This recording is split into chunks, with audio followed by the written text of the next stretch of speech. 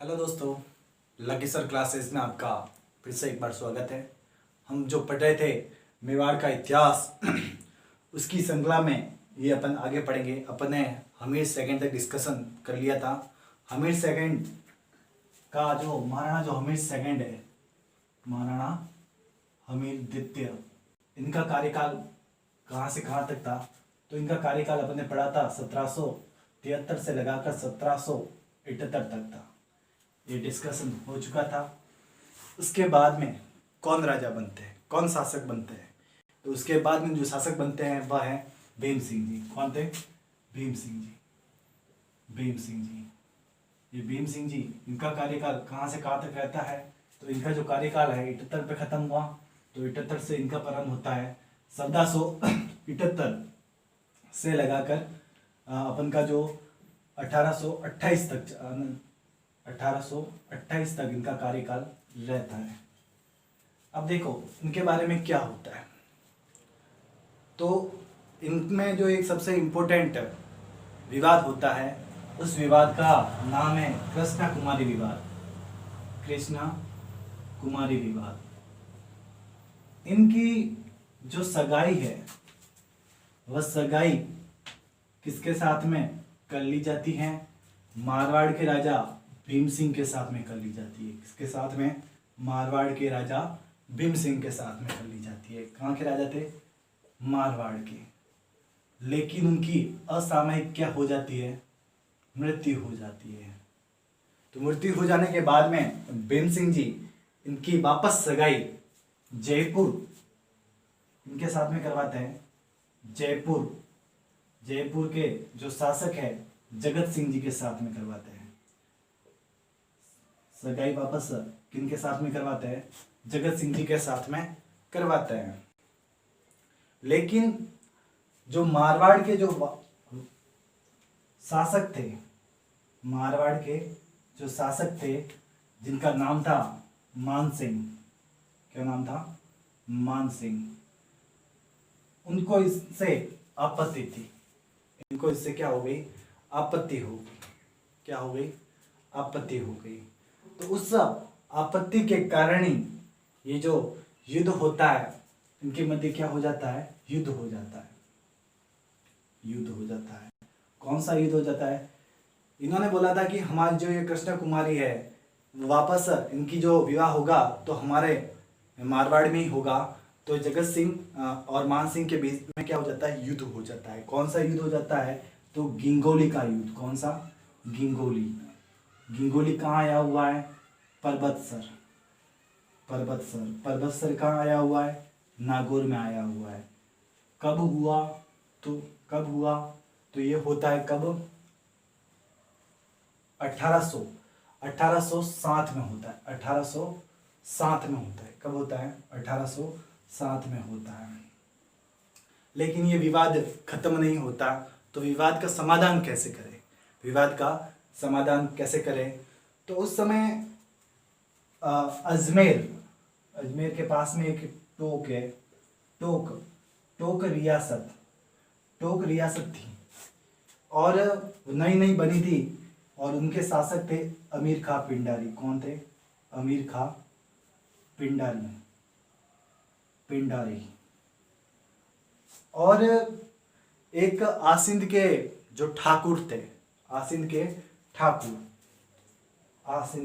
के? आसिंद के ठाकुर। कौन थे? ठाकुर अजीत सिंह। कौन थे? अजीत सिंह जी चुंडावत। वो कहते हैं कि आप कृष्णा बाई साहब को जहर दे दे। तो इनके कहने पर वे कृष्णा को क्या दे देते हैं? जहर दे देते हैं और उनकी क्या हो जाती है? मृत्यु हो जाती है। और ये फिर जो विवाद है वह समाप्त हो जाता है। यही है गिंगोली का युद्ध। यानी भीम सिंह जी थे, कृष्णा कुमारी थी, उनकी सगाई किसके साथ में कर ली गई? भीम सिंह जी के साथ में। कहाँ के थे? मारवाड़ के। क्या हो गई? मृत्यु हो गई। फिर क्या होता है? इनकी सगाई कहाँ कर दी जाती है? जयपुर में। किनके साथ में? जगत सिंह के साथ में। तो फिर क्या होती है? आपत्ति होती है। किनको होती है? आगे मान सिंह जी को। मान सिंह जी और जगत सिंह के मध्य क्या होता है, युद्ध होता है। कहाँ पे होता है, गिंगोली में। गिंगोली कहाँ आया हुआ है, परबतसर नागौर में आया हुआ है। कब होता है, 1860 में होता है। और विवाद का जो वापस निपटारा कैसे किया जाए, तो इनके मध्य कौन आते हैं, टोक के अमीर खां पिंडारी, और आसीन के कौन आते हैं, ठाकुर अजीत सिंह चुंडा बताते हैं। वो क्या बोलते हैं कि कृष्णा को जहर दे दो, और भीम सिंह जी फिर क्या करते हैं, कृष्णा को क्या दे देते हैं, जहर दे देते हैं, और उन्हीं के साथ में ये विवाद क्या हो जाता है, खत्म हो जाता है। लेकिन अब देखो भीम सिंह जी, आप ही बताइए कि एक पुत्री की हत्या हो जाती है इन विवाद में, तो उनके ऊपर क्या गुजरी होगी। तो अंत में वो क्या करते हैं, ग्लानी अब सब कुछ हो गया था, तो वो क्या करना चाहते हैं, इसको समाप्त करना चाहते थे। तो अंत में वे क्या कर देते हैं, संधि कर देते हैं। क्या कर देते हैं, संधि कर देते हैं। इनके साथ में, अंग्रेजों के साथ में क्या कर लेते हैं, संधि कर लेते हैं। अंग्रेजों के साथ में क्या कर लेते हैं, संधि कर लेते हैं। संधि कर लेते हैं। संधि कब कर दी जाती है, तो 19 जनवरी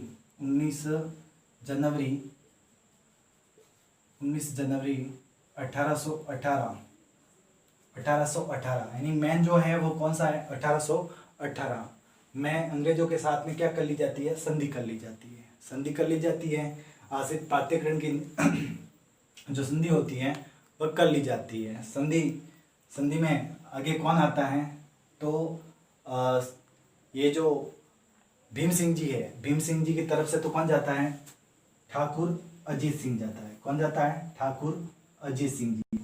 और अंग्रेजों की तरफ से कौन होता है, ये तो कहाँ से होता है, ये मेवाड़ की तरफ से। और अंग्रेजों की तरफ से कौन होता है, अंग्रेजों की तरफ से होता है मेटकॉप यानी मेटकॉप और अजीत सिंह जी मिलकर क्या कर लेते हैं, 1818 में क्या कर लेते हैं, संधि कर लेते हैं। क्या कर लेते हैं, संधि कर लेते हैं। इस तरह से अब मेवाड़ पे अंग्रेजों की हुकूमत हो जाती है। और उस हुकूमत के तहत ये बोल दिया जाता है कि मेवाड़ को प्रथम 5 वर्ष अपनी आय का कितना भाग देना पड़ेगा, अपनी आय का 10वां भाग देना पड़ेगा। कितना भाग देना पड़ेगा, अपनी आय का 10वां भाग देना पड़ेगा। और 5 वर्ष के बाद में कितना देना पड़ेगा, 3/5 भाग अंग्रेजों को देना होगा। ये संधि के द्वारा डिसाइड किया गया था और फिर सुरक्षा मिल गई थी। तो ये था। अब उसके बाद में जो अपन जो पढ़ने जा रहे हैं, पहले ये इसको मेवाड़ के इतिहास को देख लीजिएगा। चलिएगा, ये हो जाता है, भीम सिंह जी का हो जाता है।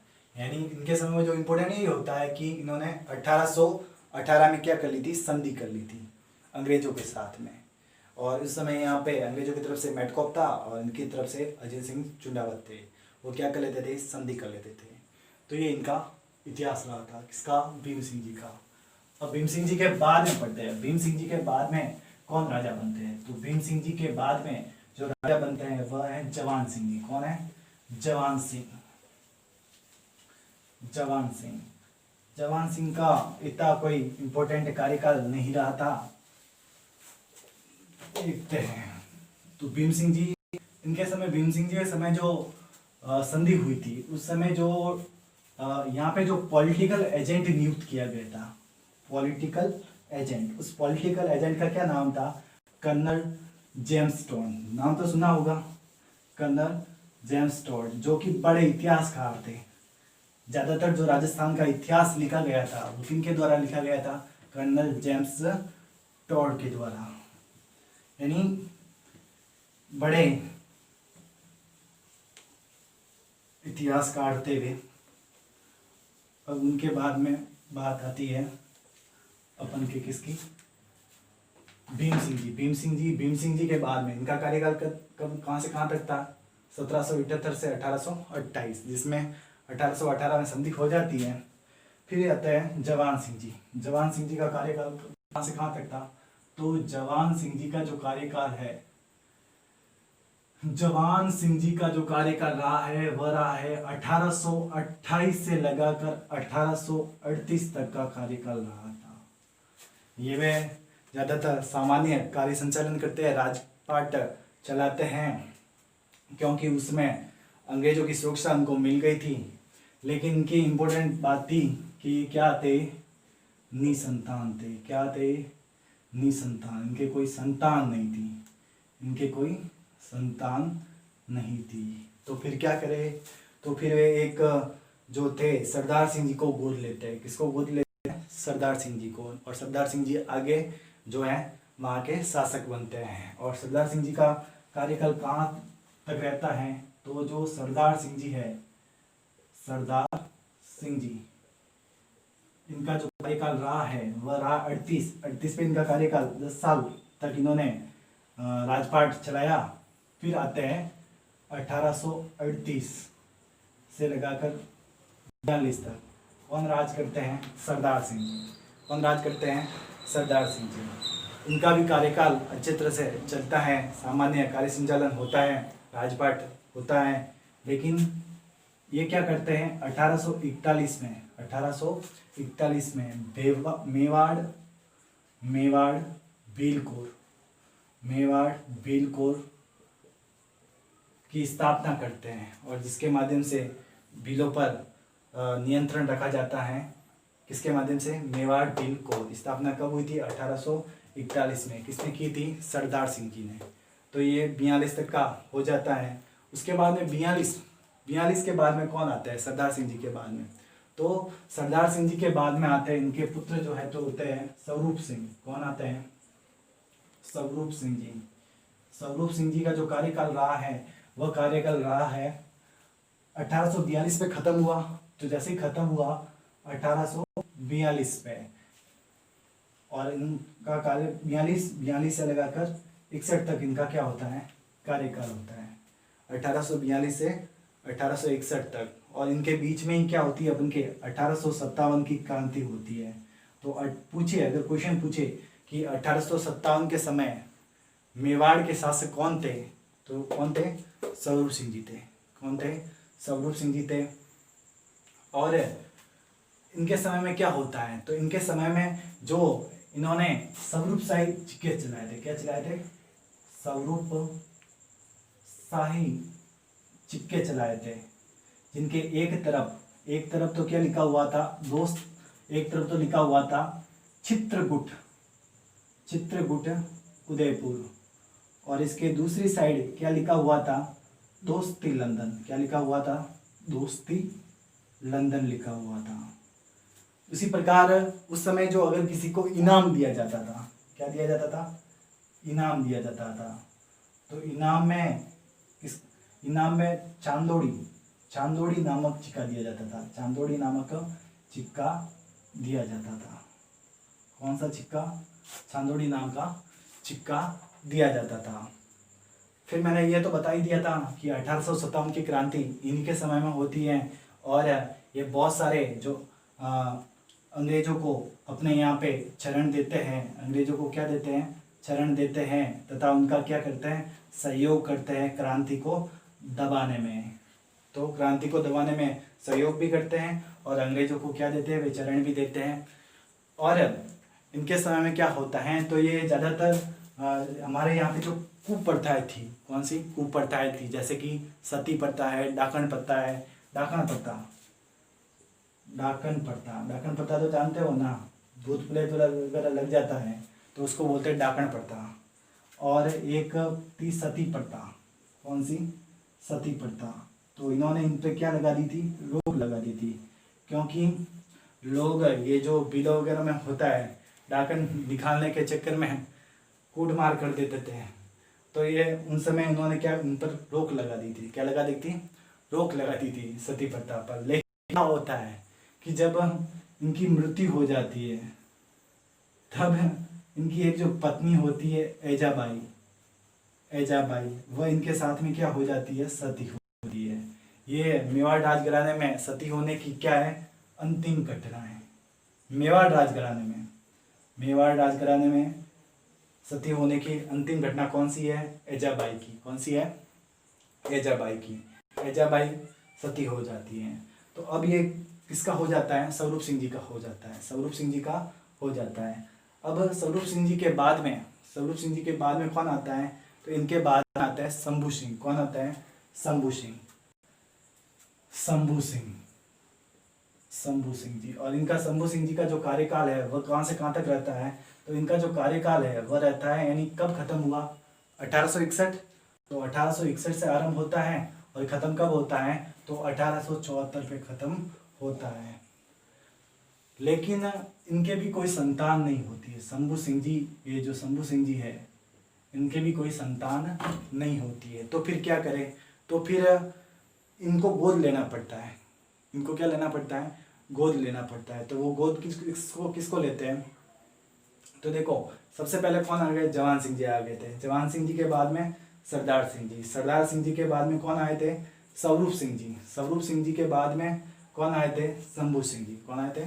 शंभू सिंह जी। अब शंभू सिंह जी के समय में क्या होता है? तो इनके समय में क्या होता है कि इनके समय में एक भयंकर क्या पड़ते हैं? अकाल पड़ते हैं। बहुत सारे लोग क्या होते हैं? मारे जाते हैं।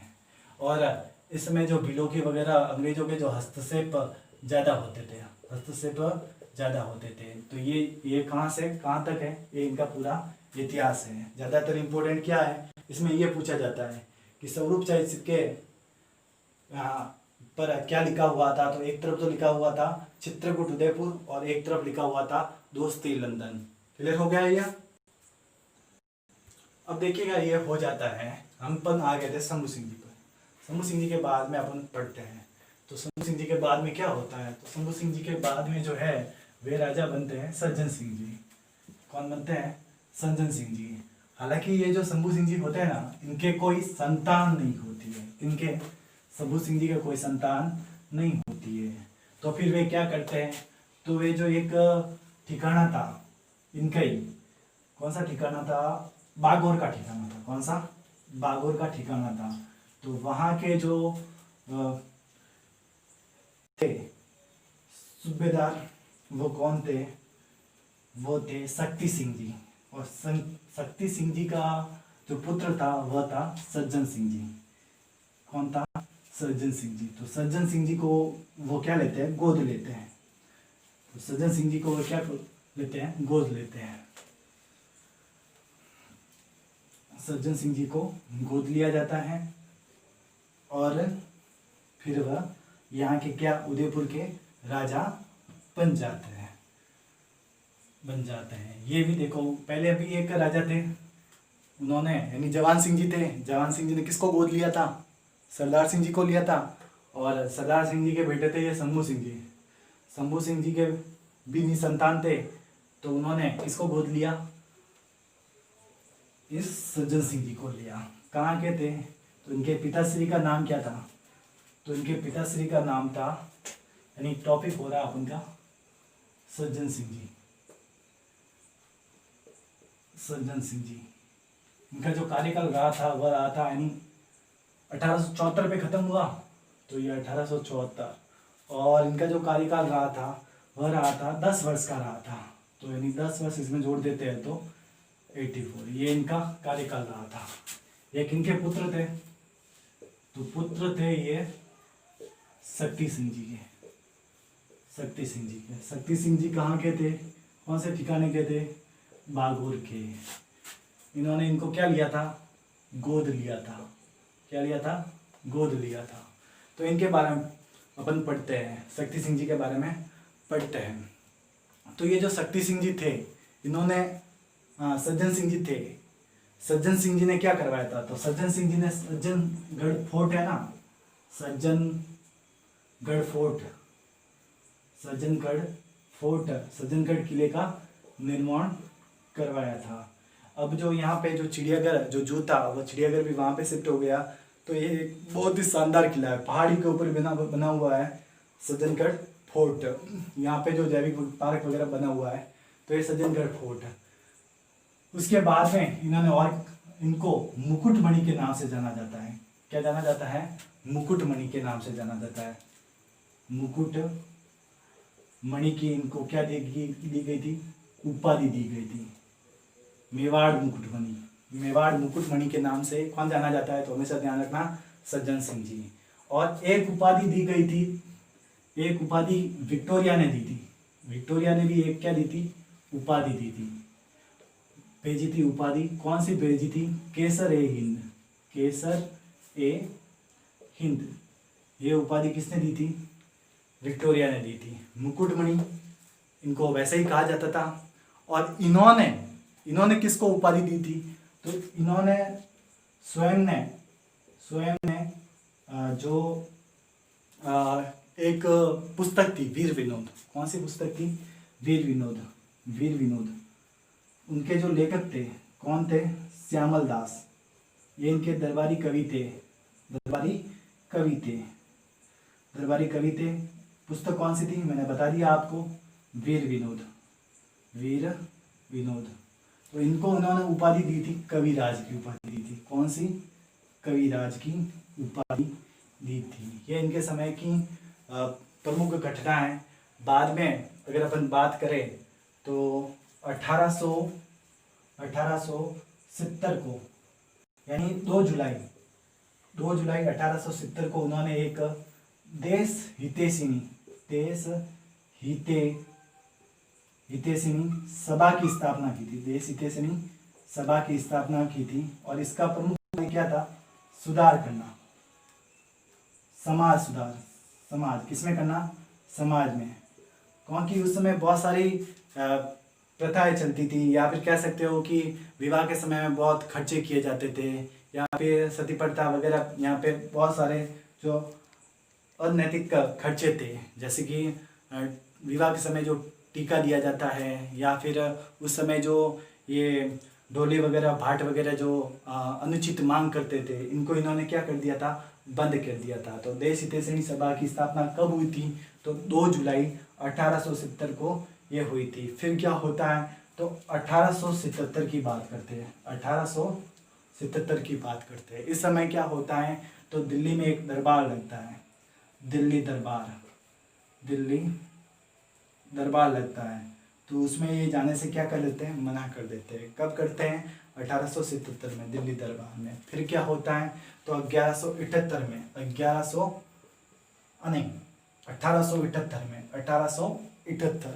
1878 में वे अंग्रेजों के साथ में क्या करते हैं, तो नमक समझौता करते हैं, नमक समझौता। कौन सा करते हैं, नमक समझौता करते हैं।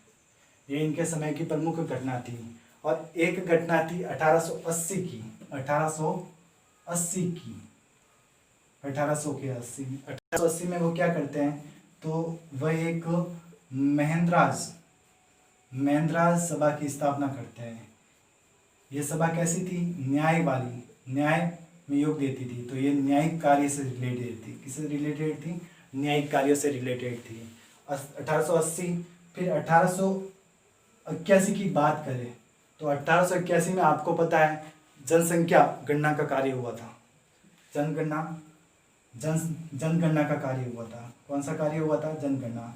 तो मेवाड़ में जनगणना कब हुई थी, 1881 में। और 1881 में लॉर्ड गवर्नर कौन था, रिपन ने इनको GCSI की उपाधि दी थी, यानी great commander of star of India की उपाधि दी थी। तो great commander of star of India की उपाधि किसको मिली थी, सज्जन सिंह जी को मिली थी। किसको मिली थी, सज्जन सिंह जी को मिली थी। और इन्होंने एक अस्पताल का निर्माण करवाया था, उसका नाम क्या था, तो वॉल्टर जनाना अस्पताल था। कौन सा था, वॉल्टर जनाना अस्पताल की स्थापना भी इन्होंने करवाई थी। तो अब देखो ये पूरा का पूरा सज्जन सिंह जी, बहुत बड़ा इतिहास है। सज्जन सिंह जी कार्यकाल कब रहा, 1874 से 1884। ये किसके पुत्र थे, शक्ति सिंह जी के। कहाँ के थे, बागौर के। तो फिर एक इनको किसने गोद लिया था, शंभू सिंह जी ने गोद लिया था। क्या बनाया था इन्होंने, सज्जनगढ़ फोर्ट बनाया था। इनको मेवाड़ मुकुटमणि के नाम से भी जाना जाता था। और इनको एक और उपाधि दी गई थी विक्टोरिया द्वारा। किसकी उपाधि दी गई थी, केसर ए हिंद। उसके बाद में स्वयं स्वयं ने यानी सज्जन सिंह जी ने श्यामल दास को कविराज की उपाधि दी थी। श्यामल दास कौन था? तो उसने वीर विनोद पुस्तक लिखी थी। ये इतिहासकार था, दरबारी कवि था। फिर बात करते हैं 2 जुलाई 1870 की। 2 जुलाई 1870 की। तो इसमें उन्होंने क्या किया था? देश हितैषिणी सभा की स्थापना की थी, जिसमें बहुत सारे सुधार कार्य किए गए थे। जैसे कि जो टीका प्रथा ली जाती थी, विवाह के समय अनावश्यक खर्च करते होते थे, उनको क्या किया था? नियंत्रित किया था। फिर 1870 के बाद में क्या आता था? 77 में क्या हुआ था? तो 77 में ये हुआ था, दिल्ली दरबार लगा था। दिल्ली दरबार में ये सम्मिलित नहीं हुए थे। फिर बात करते हैं 1878 की। 1878 में अंग्रेजों के साथ में वो क्या करते हैं? नमक समझौता करते हैं। फिर बात करते हैं 1880 की। 80 में किसकी स्थापना करते हैं? मैंद्राज सभा की स्थापना करते हैं। ये कौन सा कार्य करती है? न्यायिक कार्य करती है। फिर बात करते हैं 1881 की। 1881 में कौन सा कार्य हुआ था? जनगणना का कार्य हुआ था। उसी समय लॉर्ड रिपन थे। कौन थे? रिपन। रिपन इनको कौन सी उपाधि देते हैं? तो great commander of star of India की उपाधि देते थे। उन्होंने एक और अस्पताल का निर्माण करवाया था। वो कौन सा अस्पताल था? वॉल्टर जनाना अस्पताल। ये हो जाता है सज्जन सिंह जी। अब अपन आगे पढ़ेंगे इसके बाद। चलो, सज्जन सिंह जी का जो कार्यकाल हो गया था, सज्जन सिंह जी यानी 1874 में इनकी मृत्यु हो गई थी। तो सज्जन सिंह जी के बाद में कौन बनेंगे? तो इनके बाद में फतेह सिंह जी बनते हैं। कौन बनते हैं? फतेह सिंह जी। अब फतेह सिंह जी कौन थे? इनके बारे में पढ़ेंगे।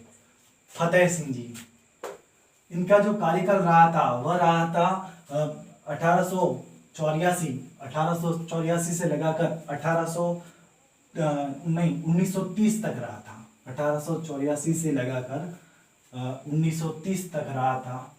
और इनके समय में बहुत सारी घटनाएं हुई थी। इन घटनाओं में 2-3 घटनाएं प्रमुख है, उनके बारे में आपको बता देता हूं कि कौन कौन सी वो घटनाएं थी। तो इनके समय में जो 1903 में उस समय किसका राज था? अंग्रेजों का राज था। किसका राज था भारत पर? अंग्रेजों का। उस समय गवर्नर कौन थे? लॉर्ड कर्जन थे। कौन थे? कर्जन। कौन थे? कर्जन। उन्होंने क्या बुलाया था? दिल्ली दरबार बुलाया था। क्या बुलाया था? दिल्ली दरबार। तो दिल्ली दरबार से इनको क्या फतवा मिला था? फरमान दिया गया था। तो देखो, ये बात डिस्कशन कर लेते हैं। 1874 के बाद में कौन बने? फतेह सिंह जी। फतेह सिंह जी का कार्यकाल कब था? 1874 से 1930 तक। ये इनका क्या रहा था? कार्यकाल। इनके समय की प्रमुख घटना कौन सी थी? तो इनके समय की प्रमुख घटना थी 1903 में क्या हुआ था? 1903 में हुआ था, ये अपन के दिल्ली दरबार लगा था। क्या लगा था? दिल्ली दरबार। किसने बुलाया था? लॉर्ड कर्जन ने इनको क्या दिया था?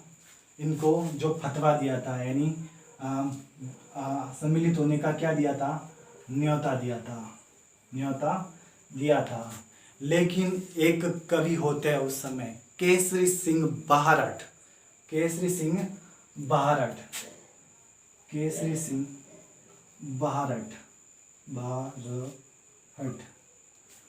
उन्होंने फतेह सिंह जी को 13 सौरठे भेजे। यानी जब वो बस में चढ़े होते हैं तब उनको 13 सौरठे भेजे। क्या भेजे? 13 सौरठे भेजे। और 13 सौरठों को किसके नाम से पुकारा जाता है? चेतावनी चुंगटिया। ये जो सौरठे थे, ये इनको रोकने के उद्देश्य से कि आप सम्मिलित नहीं हो, इसलिए ये सौरठे लिखे गए थे।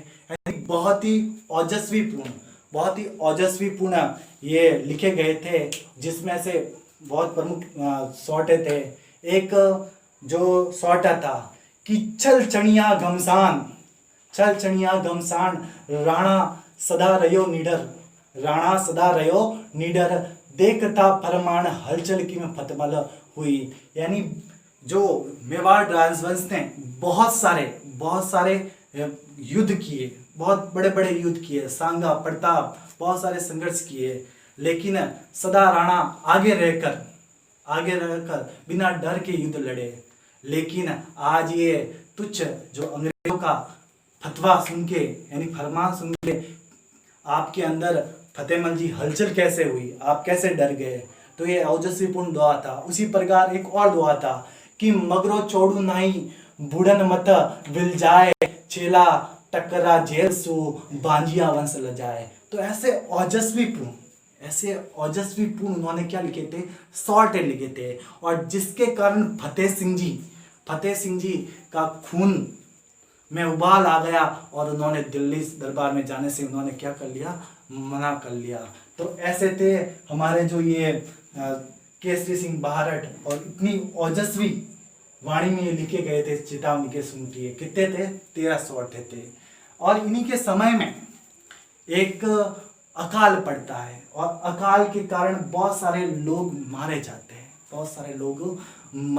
हैं। और एक और घटना कि इस समय ब्रिटेन के राजकुमार कौन थे, कनॉट, उनको फतेह सिंह जी बुलाते हैं, उदयपुर बुलाते हैं। और किस लिए बुलाते हैं कि एक जो बांध बनाया जाता है उसका उद्घाटन करने के लिए। कहाँ पे बनाया जाता है, तो देवाली गांव के पास में। कहाँ बनाया जाता है और किसको बुलाया जाता है, कनॉट कुमार। कहाँ के थे, राजकुमार थे। कौन थे, राजकुमार। कहाँ के थे, ब्रिटेन के।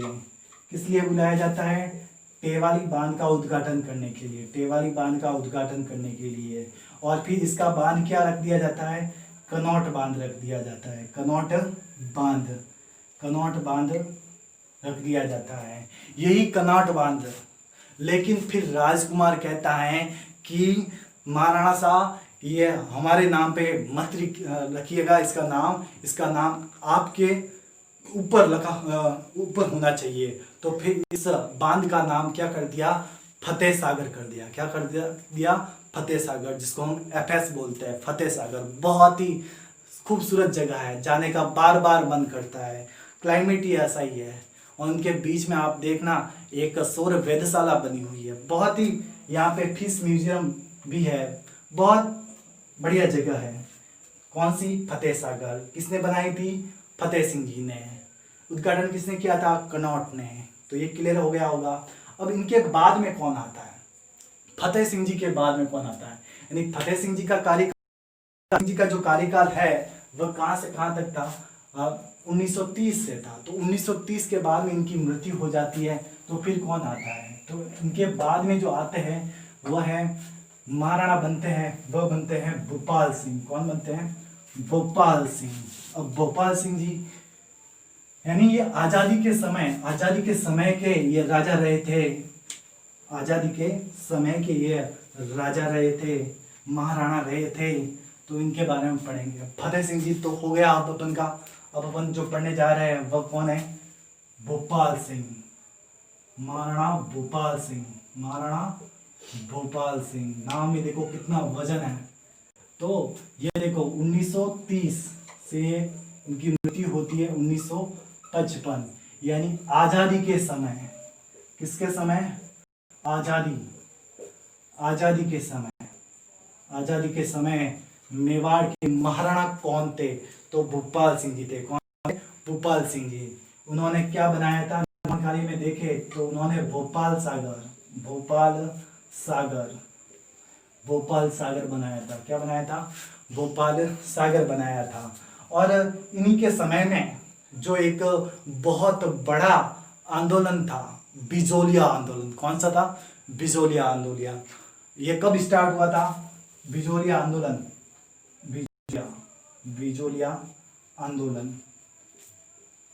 इनके समय में क्या हो जाता है, समाप्त हो जाता है।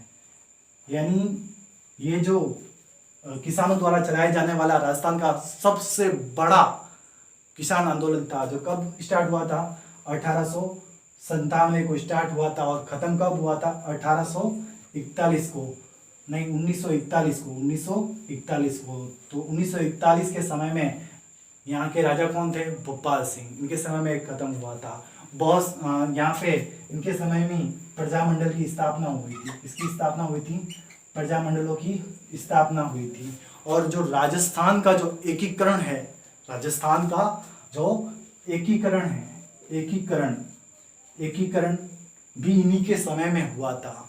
और एकीकरण यानी ये जो इन्होंने कहा था कि मेवाड़ सदा भारत का रहा है, इसलिए मैं पाकिस्तान में विलय न करके भारत में अपना विलय करूंगा। और फिर इन्होंने भारत पे विलय कर देते हैं और ये संयुक्त राजस्थान का निर्माण करते हुए, संयुक्त राजस्थान का जो चरण है उसमें ये विलय कर लेते हैं, एकीकरण कर लेते हैं और इनको महाराज प्रमुख बना दिया जाता है। क्या बना दिया जाता है? महाराज प्रमुख बना दिया जाता है। महाराज प्रमुख बना दिया जाता है। किसको बना दिया जाता है? भोपाल जी को बना दिया जाता है। आज देखते हैं जब अपन उदयपुर जाते हैं तो वहाँ पे BN कॉलेज, जो BN है वो BN क्या है? भोपाल सिंह है। क्या है? भोपाल सिंह जी। उनके नाम पे ये BN कॉलेज है, BN हॉस्पिटल है, तो ये इनके नाम से ही जाने जाते हैं। तो ये अपन के आज़ादी तक अपन ने रावल शाखा पढ़ी, फिर राणा शाखा पढ़ी और पूरे आज़ादी तक पढ़ी। ये यहाँ तक के शासक थे। अगली वीडियो में हम और भी इनके जो संरक्षक थे, इनके बाद में होते वो संरक्षक होते हैं, महाराणा नहीं होते क्योंकि आज़ादी मिल चुकी थी। तो इसी के साथ में हमारा टॉपिक क्लियर होता है। धन्यवाद।